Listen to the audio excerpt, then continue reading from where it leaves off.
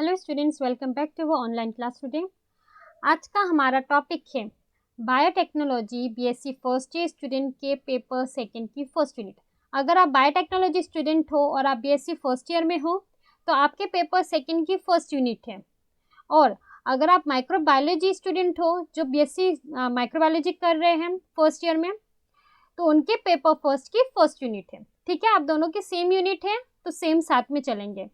और आज की ये यूनिट का पार्ट 8 है, पार्ट 7 है और हमारे हिस्ट्री ऑफ माइक्रोबायोलॉजी का ये पोर्शन भी है जिसमें हम फ्रांसिस्को रेडाई के बारे में पढ़ने वाले हैं। Let me introduce myself, professor Ruqaiya.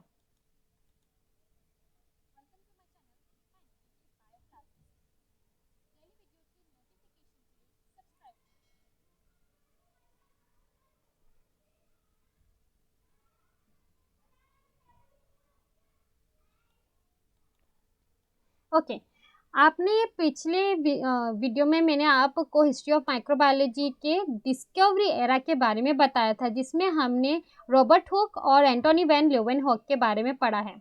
History of microbiology के ये जो 8 पॉइंट्स है हमें कवर करने ही हैं। ठीक है, मैं हर बार आपको जब भी ये ग्रीन पोर्शन होगा तो आज उसके बारे में वीडियो है, आपको समझ जाना है। ओके, अब हमने डिस्कवरी एरा के लिए पिछली वीडियो में पढ़ा है, जिसने ना देखा हो तो उसकी लिंक डिस्क्रिप्शन बॉक्स में दी है, पहले वो वीडियो देखना, उसके बाद ही ये वीडियो आगे देखना और इसमें से लिखना। चलिए, हमारा अब सेकेंड एरा स्टार्ट हो गया है जिसमें हमने कहा है transition period in history of microbiology, जिसमें हमने फ्रांसिस्को रेडाई के बारे में पढ़ना है। ओके, ट्रांजिशन पीरियड में क्या हुआ? When microorganisms were known to exist, most scientists believed that such simple life forms could surely arise through spontaneous generation. जब सूक्ष्म जीवों के अस्तित्व के लिए जाना जाता था, ज्यादातर वैज्ञानिकों का मानना था कि इस तरह के सरल जीवन रूपों निश्चित रूप से सहज पीढ़ी के माध्यम से पैदा हो सकता है। मतलब वो ये सोचते थे, स्पॉन्टेनियस जनरेशन में क्या होता है कि वो समझते थे कि अचानक से कहीं से भी लिविंग ऑर्गेनिज्म पैदा हो गए, हवा से ही पैदा हो गए, मिट्टी से ही पैदा हो गए, ऐसा समझते थे। उनके लिए ये कभी मानना ही नहीं था कि ये लिविंग ऑर्गेनिजम्स भी अपने पूर्वज से ही पैदा होंगे। That is to say life was thought to spring spontaneously from mud and legs or anywhere with sufficient nutrients. उनका ये मानना था कि जीवन के लिए कीचड़ और झीलों से या कहीं भी पर्याप्त पोषक तत्वों के साथ अनायास वसंत से ही लिविंग ऑर्गेनिज्म या सूक्ष्म जीव पैदा हो जाते हैं। वो ये समझते थे कि अगर कहीं पर अच्छा पानी है, कहीं पर कीचड़ है, कहीं पर मिट्टी है, या कोई रिवर है, या कहीं भी हवा में अचानक से जो सूक्ष्म जीव है वो पैदा हो जाते हैं जब भी उन्हें अपना पर्याप्त पोषण मिल जाता है। This concept was so compelling that it persisted until late into the 19th century. यह अवधारणा, मतलब ये गलत सोच, ये मतलब कहीं से कहीं तक कोई बेसिक नहीं था, कोई क्लैरिटी नहीं थी। ये अवधारणा इतनी सम्मोहक थी कि यह 19वीं शताब्दी में देर तक कायम रही, मतलब 19वीं शताब्दी तक ये चली है। The main aspects were to solve the controversy over spontaneous generation, which includes experimentations mainly of Francisco Radai, John Needham, Lazzaro Spallanzani, and Nicholas Appert, etc., and to know the disease transmission, which mainly include the work of Ignaz Semmelweis and John Snow. मुख्य पहलू सहज पीढ़ी पर विवाद को हल करना था।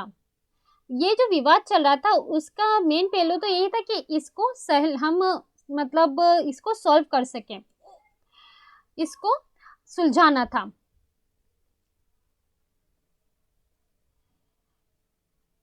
जिसमें मुख्य रूप से फ्रांसिस्को रेडाई, जॉन निधम, लजारो स्पेल्लेंजानी और निकोलस एपर्ट आदि के प्रयोग शामिल है और रोग संचरण को जानना शामिल है, जिसमें मुख्य रूप से इग्नास सेमेलवेयस और जो स्नो का काम शामिल है। अब आज हम पढ़ने वाले हैं फ्रांसिस्को रेडाई के बारे में, और नेक्स्ट वीडियो में भी ट्रांजिशन पीरियड ही चलेगा जिसमें हम लाज़ारो स्पल्लंजानी और जॉन नीदम के बारे में पढ़ेंगे। अब फ्रांसिस्को रेडाई, उनका जन्म 1626 में हुआ और उनका निधन 1697 में हुआ। The ancient belief in spontaneous generation was first of all challenged by Redi. सहज पीढ़ी में प्राचीन विश्वास सबसे पहले रेडाई, एक इतालवी चिकित्सक द्वारा चुनौती दी गई थी। रेडाई कौन थे? एक इटालियन फिजिशियन थे who carried out a series of experiments on decaying meat and its ability to produce maggots spontaneously,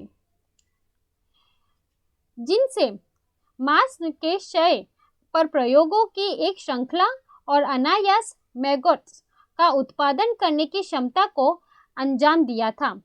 उन्होंने क्या किया कि उन्होंने इतने सारे एक्सपेरिमेंट्स किए, बहुत सारे एक्सपेरिमेंट्स किए। जो मरा हुआ मीट होता है, मतलब जो मीट मांस होता है, अब उसमें ये देखने के लिए कि मरे हुए एक किसी भी जानवर के मरे हुए जानवर के मांस से किस तरीके से कोई भी अनायास या मैगट्स जन्म ले सकते हैं, ये देखने के लिए उन्होंने बहुत सारे एक्सपेरिमेंट्स किए और इसी एक्सपेरिमेंट्स ने चुनौती दी स्पॉन्टेनियस जनरेशन को।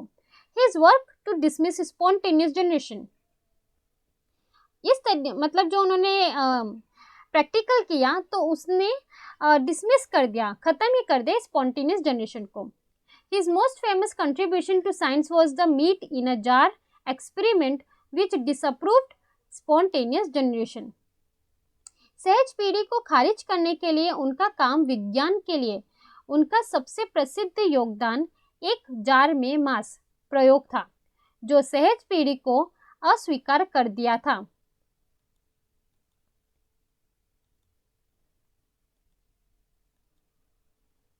While many people at this time agreed with Aristotle's beliefs that maggots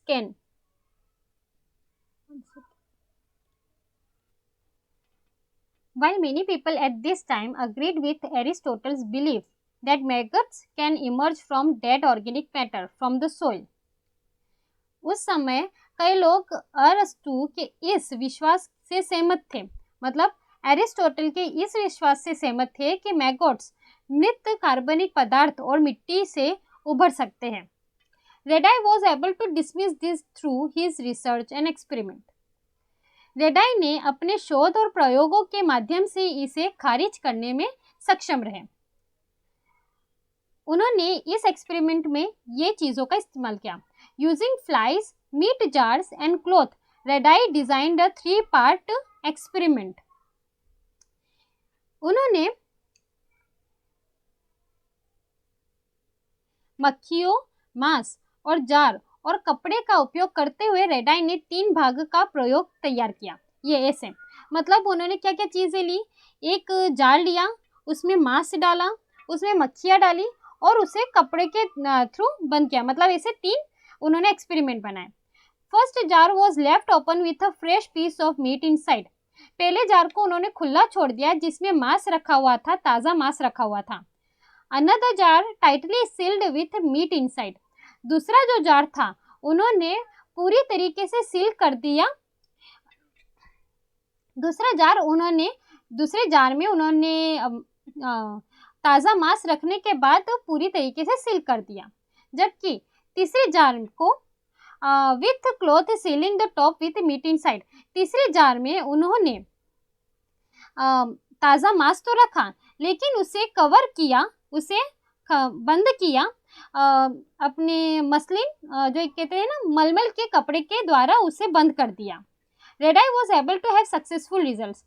इस 3 एक्सपेरिमेंट करने के बाद उन्हें बहुत ही अच्छा रिजल्ट्स मिला, परिणाम मिले। हिज एक्सपेरिमेंट शोड दैट, उनके इस प्रयोग ने ये बताया कि while the jar that was open to the flies has maggots on the meat, जो जार खुला छोड़ा गया था उसके मांस के ऊपर मैगट्स और मक्खियाँ आ गई थी।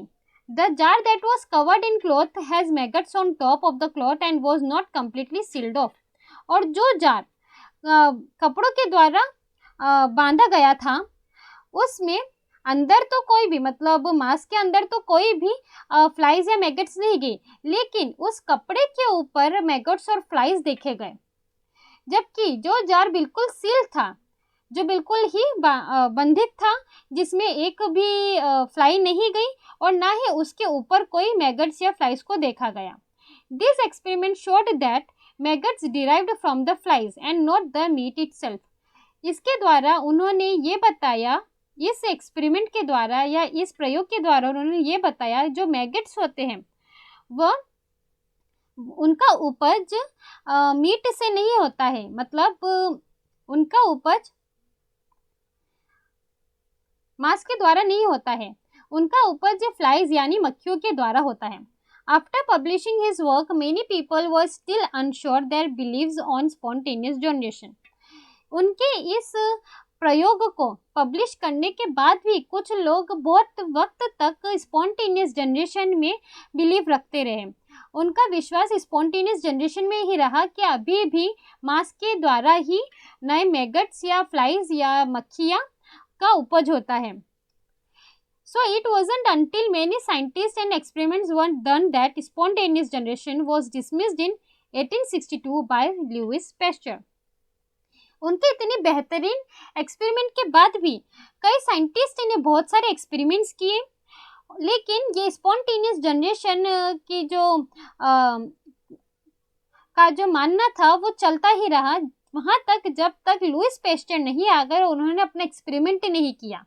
उनके एक्सपेरिमेंट करने के बाद ही, लुइस पेस्टर के एक्सपेरिमेंट करने के बाद ही स्पॉन्टेनियस जनरेशन को डिसमिस किया गया, उन्हें उसे अधारित बताया गया 1862 में, 1862 में। और इस तरीके से उनका पहली बार एक कोशिश की गई जिसके कारण स्पॉन्टेनियस जनरेशन को नकारात्मक और गलत साबित किया गया। आज की हमारी वीडियो यहीं पर समाप्त होती है। Thank you.